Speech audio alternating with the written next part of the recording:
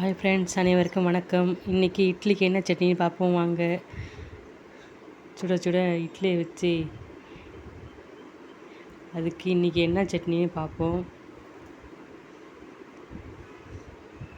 முருங்கைக்கீரை சட்னி எப்படி செய்கிறதுன்னு பார்க்கலாம்.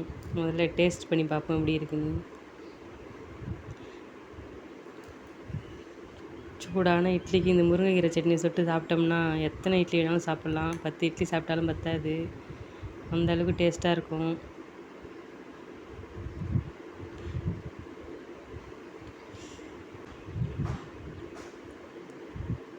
சூப்பராக இருக்குது. வாங்க இப்போ எப்படி செய்யுதுன்னு பார்ப்போம்.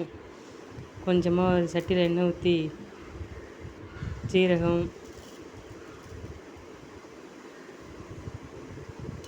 உளுத்தம்பருப்பு, கடலைப்பருப்பு ரெண்டையும் போட்டு நல்லா செவர வதக்கிக்கணும். காரத்துக்கு தகுந்த மாதிரி பட்டை மிளகா போட்டுங்க. உங்களுக்கு எந்த அளவுக்கு காரம் தேவையோ அந்த அளவுக்கு போட்டுங்க.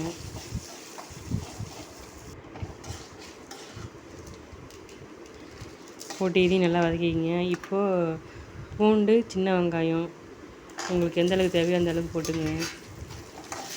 போட்டு இதையும் நல்லா வெங்காயம் பச்சை வாசனை போகிற அளவுக்கு வதக்கிங்க.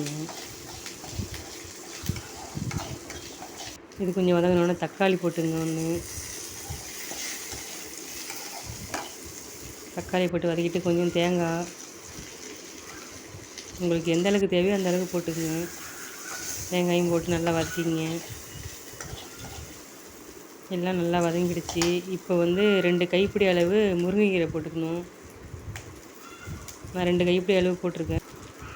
உங்களுக்கு எந்த அளவுக்கு தேவையோ அந்த அளவுக்கு நீங்கள் முருங்கைக்கீரை சேர்த்துங்க. வாரத்தில் 2 முறை இந்த மாதிரி செஞ்சு கொடுத்தீங்கன்னா பசங்களும், கீரை சாப்பிடாத பசங்களும் சாப்பிட்ருவாங்க. உடம்புக்கும் நல்ல ஹெல்த்து. முருங்கைக்கீரை உடம்புக்கு நல்லது, சளியெல்லாம் பிடிக்காது. நல்லா இந்த அளவுக்கு வதங்கினதுக்கப்புறம் நம்ம இதை மிக்சியில் போய் நல்லா சட்னி அரைச்சிட்டு வந்துடலாம். இதுக்கு கொஞ்சம் தேவையான அளவு உப்பு, கல் உப்பு தேவைக்கேற்ப, கொஞ்சோண்டு புளி போட்டுங்க.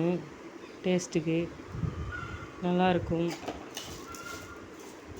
எல்லாத்தையும் வதக்கி இப்போ அரைச்சிட்டு வந்துடலாம். இப்போ ஒரு தாளிப்பு, கடுகு, கருவேப்பிலை போட்டு தாளித்து நம்ம அரைச்சிட்டு வந்த சட்னியில் ஊற்றிக்க வேண்டியதுதான். அவ்வளோதாங்க, கருவேப்பிலை முருங்கைக்கீரை சட்னி ரெடி. நீங்களும் இந்தமாரி செஞ்சு சாப்பிடுங்க, நல்லாயிருக்கும். நன்றி, வணக்கம்.